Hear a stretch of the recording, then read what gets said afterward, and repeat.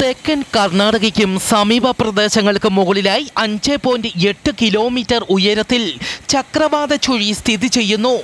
മധ്യപടിഞ്ഞാറൻ ബംഗാൾ ഉൾക്കടലിനും സമീപമുള്ള ആന്ധ്രാപ്രദേശ് തീരപ്രദേശങ്ങൾക്ക് മുകളിലായി 4.5 കിലോമീറ്റർ ഉയരത്തിൽ മറ്റൊരു ചക്രവാത ചുഴിയും സ്ഥിതി ചെയ്യുന്നു.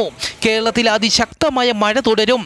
കേരളത്തിൽ അതിശക്തമായ മഴയ്ക്ക് സാധ്യതയുള്ളതിനാൽ ഇന്ന് 8 ജില്ലകളിൽ റെഡ് അലർട്ട് പ്രഖ്യാപിച്ചു.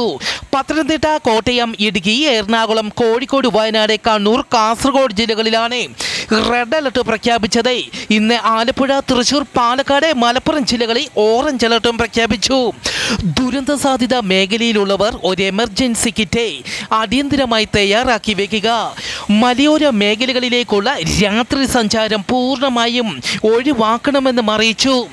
ഇന്നു മുതൽ ആഗസ്റ്റ് 6-ാം തീയതി വരെ കേരളത്തിൽ മണിക്കൂറിൽ 50 കിലോമീറ്റർ വരെ വേഗതയിൽ കാറ്റിനും സാധ്യത. കനത്ത മഴ തുടരുന്ന സാഹചര്യത്തിൽ വയനാട് ജില്ലയിലെ വിദ്യാഭ്യാസ സ്ഥാപനങ്ങൾക്ക് നാളെ ആഗസ്റ്റ് 5-ാം തീയതി അവധി പ്രഖ്യാപിച്ചു. അമേരിക്കയിലെ വാഷിംഗ്ടണിൽ കാട്ടുതീ വ്യാപിക്കുന്നു. 600-ഓളം കെട്ടിടങ്ങൾ അഗ്നിക്കിരയായി. 60,000-ഓളം ജനങ്ങളെ സുരക്ഷിത കേന്ദ്രങ്ങളിലേക്ക് മാറ്റിപ്പാർപ്പിച്ചു.